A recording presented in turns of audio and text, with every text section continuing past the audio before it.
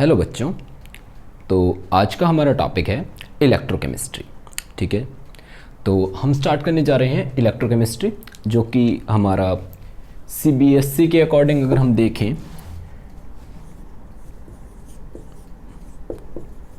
तो third unit है। ठीक है जी, थर्ड यूनिट है। ठीक है, अच्छा एनसीईआरटी के अंदर थर्ड यूनिट है। अच्छा, इसके अलावा ये फिजिकल केमिस्ट्री की यूनिट है।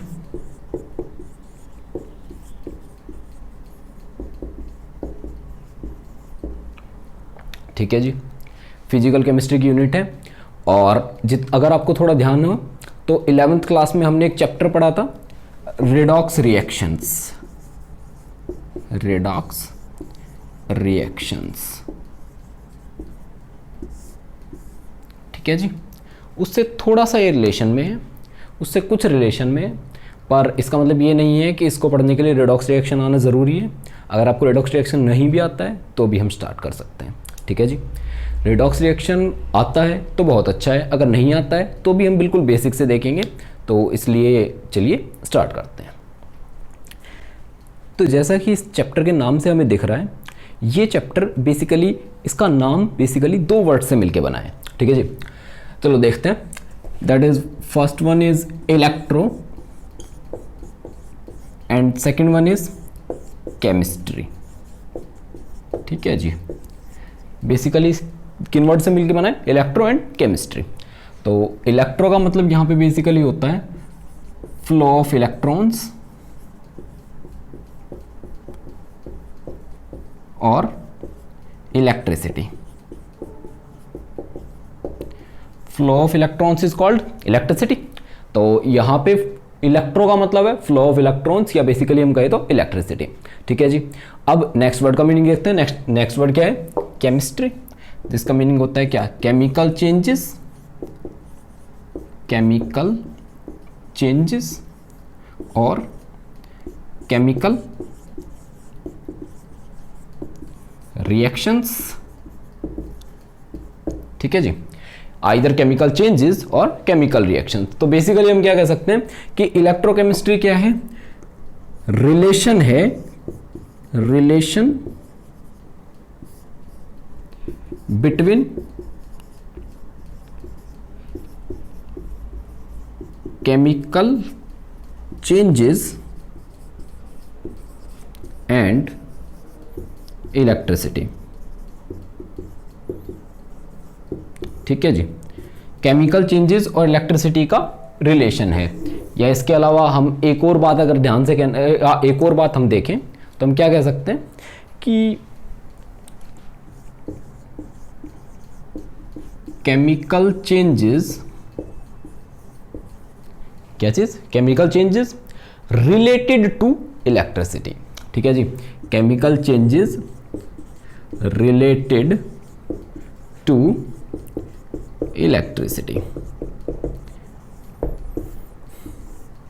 केमिकल चेंजेस जो इलेक्ट्रिसिटी पे डिपेंड करते हैं वो हम इस चैप्टर के अंदर पढ़ेंगे। कहने का मतलब क्या है कि इलेक्ट्रिसिटी प्रोवाइड करेंगे तो कौन से केमिकल चेंजेस होंगे, इलेक्ट्रिसिटी जनरेट कर रही है तो कौन से केमिकल चेंजेस होंगे। इस तरह से हम कुछ चीज़ें देखेंगे इसमें।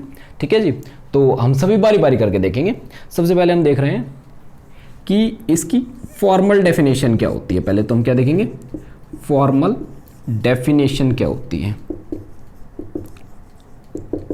ठीक है जी, इलेक्ट्रोकेमिस्ट्री की फॉर्मल डेफिनेशन हम लोग देखेंगे कि अगर एग्जाम में आ जाए कि व्हाट इज इलेक्ट्रोकेमिस्ट्री तो क्या होता है। ठीक है जी, तो फॉर्मल डेफिनेशन इसकी बेसिकली क्या है कि द ब्रांच, एक तो branch of physical chemistry, the branch of physical chemistry. ठीक है जी, हमने देखा ना कि फिजिकल केमिस्ट्री हमने लास्ट बार देखा, अभी इससे पहले देखा था कि ये फिजिकल केमिस्ट्री का चैप्टर है। ठीक है जी, यानी कि the branch of physical chemistry, the branch of physical chemistry which क्या करती है? विच क्या करती है? डील्स विद चेंज, या बेसिकली कहें कि इंटर कन्वर्जन। क्या कहेंगे हम? कि which deals with inter conversion, inter conversion of chemical and electrical energy, the branch of physical chemistry which deals with the interconversion of chemical energy and electrical energy. ठीक है जी, chemical energy and electrical energy का inter conversion. अच्छा, सबसे पहले अब हम देखते हैं कि जरा इंटर कन्वर्जन क्या होता है। ठीक है, एक एक अच्छा ब्रांच का पता है, फिजिकल केमिस्ट्री का हमें पता है। ठीक है जी, हमें एक वर्ड परेशान कर रहा है, इंटर कन्वर्जन। तो जरा हम इंटर कन्वर्जन को देख लेते हैं कि क्या होता है।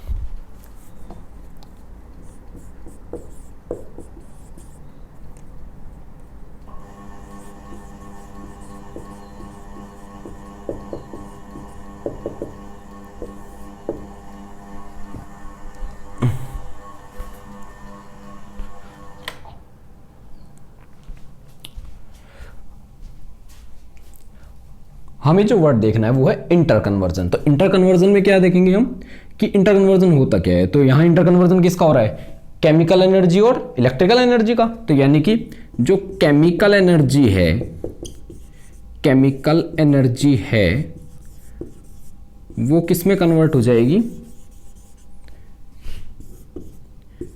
विल बी कन्वर्टेड टू क्या,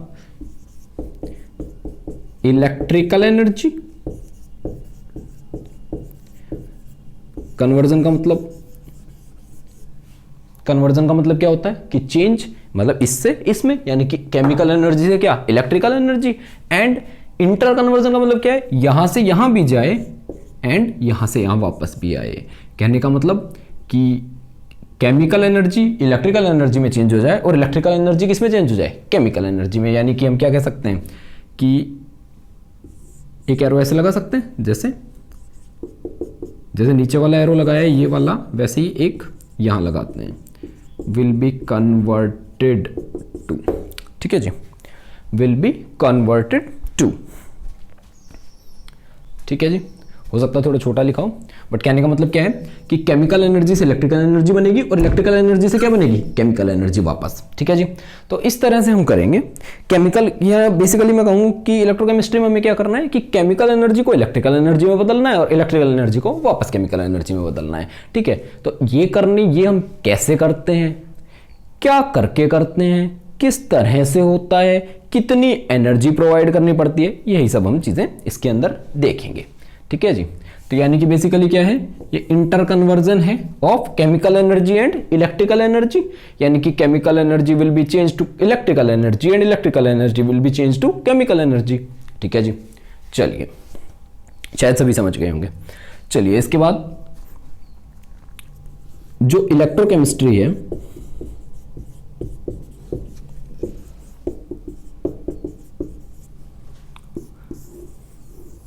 उसको क्या है, बेसिकली इलेक्ट्रोकेमिस्ट्री को हम 3 पार्ट्स में डिवाइड करते हैं। ठीक है जी, पहला पार्ट होता है इलेक्ट्रोकेमिकल सेल, दूसरा पार्ट होता है इलेक्ट्रोलाइटिक सेल एंड तीसरा पार्ट होता है इलेक्ट्रोलाइटिक कंडक्शन।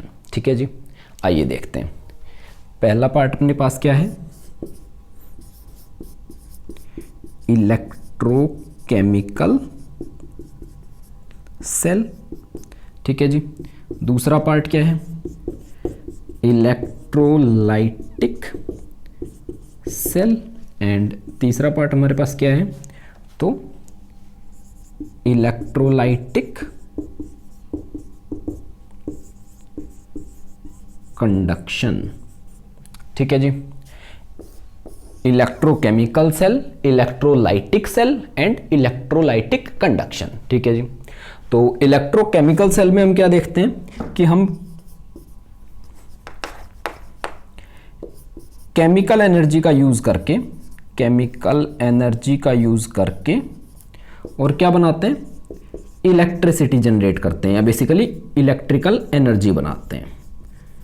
यानी कि इलेक्ट्रोकेमिकल सेल क्या होता है, जिसमें हम केमिकल एनर्जी का यूज करके इलेक्ट्रिसिटी बनाते हैं। ठीक है जी, केमिकल एनर्जी का यूज करके क्या बनाएंगे, इलेक्ट्रिसिटी। अच्छा, यहां पे क्या करेंगे, तो यहां पे हम क्या करेंगे, इलेक्ट्रिसिटी का यूज करेंगे, इलेक्ट्रोलाइटिक सेल में इलेक्ट्रिसिटी का यूज करेंगे और केमिकल रिएक्शंस करवाएंगे। ठीक है जी, क्या करवाएंगे, केमिकल रिएक्शंस करवाएंगे, किसका यूज करके, इलेक्ट्रिसिटी का यूज करके। ठीक है जी, इलेक्ट्रिसिटी का हम यूज करेंगे और केमिकल रिएक्शंस करवाएंगे। आ जाइए, लास्ट है हमारे पास इलेक्ट्रोलाइटिक कंडक्शन। इलेक्ट्रोलाइटिक कंडक्शन में हम क्या देखेंगे, तो हम देखेंगे movement of ions in solution, movement of ions in solution. तो हम लोग देखेंगे कि किस तरह आयंस मूव करते हैं सॉल्यूशन के अंदर। सॉरी फॉर राइटिंग, ये थोड़ा राइटिंग शायद यहाँ पे अच्छी नहीं आ रही है। ठीक है जी, ये लिखा हुआ है movement of ions in solution, movement of ions in solution. ठीक है जी, अच्छा इलेक्ट्रोकेमिकल सेल अगेन रिवाइज करेंगे एक बार। इलेक्ट्रोकेमिकल सेल जो केमिकल एनर्जी को इलेक्ट्रिकल एनर्जी में बदल दे, यानी कि करंट जनरेट करे, इलेक्ट्रिसिटी जनरेट करे। ठीक है जी, इलेक्ट्रोलाइटिक सेल जो इलेक्ट्रिसिटी का यूज करके केमिकल रिएक्शन करवा दे। ठीक है जी, और इलेक्ट्रोलाइटिक कंडक्शन की आयंस किस तरह से मूव करेंगे किसी भी सॉल्यूशन में। ये 3 पार्ट बेसिकली हमारे इलेक्ट्रोकेमिस्ट्री के होते हैं। ठीक है जी, और इसके अलावा हम क्या करेंगे, इसके अलावा हम कुछ इन चीज़ों की एप्लीकेशंस देखेंगे या इनके कमर्शियल यूजेस देखेंगे। ठीक है जी, सेल्स वगैरह को देखेंगे कि किस तरह के सेल्स बनते हैं और इन प्रोसेसेस का डेली लाइफ में क्या यूज़ है, ये सब भी हम देखेंगे। ठीक है जी, तो हमारा इंट्रोडक्शन इतना ही है। इसके बाद हम नेक्स्ट लेक्चर में स्टार्ट करेंगे इलेक्ट्रोकेमिकल सेल। ठीक है जी, तो इलेक्ट्रोकेमिकल सेल हम अगले लेक्चर में स्टार्ट करेंगे और देखेंगे कि किस तरह इलेक्ट्रोकेमिकल सेल बनता है, किस तरह से वो एनर्जी प्रोवाइड करता है, किस तरह से वो केमिकल एनर्जी को इलेक्ट्रिकल एनर्जी में चेंज करता है। ठीक है जी, तो बाकी हम नेक्स्ट लेक्चर में कंटिन्यू करेंगे। Thank you.